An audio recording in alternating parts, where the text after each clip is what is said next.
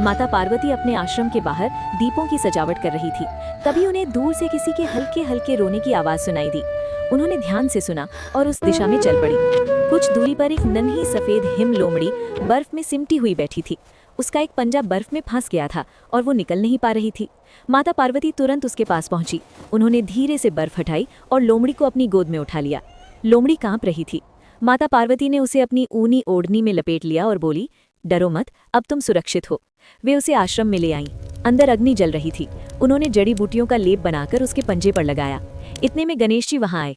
उन्होंने मुस्कुराकर कहा, माँ, ये तो बहुत सुंदर है, इसे मीठा दूध दीजिए। कार्तिकेय बोले, मैं इसके लिए कुछ फल लेकर आता हूँ। तभी महादेव ध्यान से उठे और बाहर आए।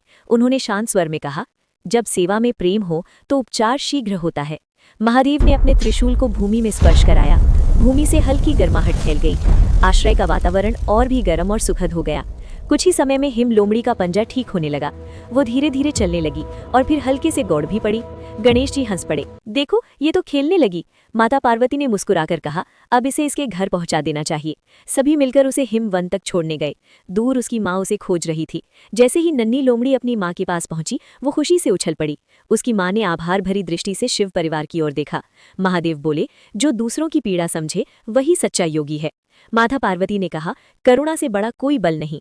कैलाश लौटते समय आकाश में इंद्रधनुष सा प्रकाश फैल गया, मानो प्रकृति भी इस सेवा से प्रसन्न हो गई हो।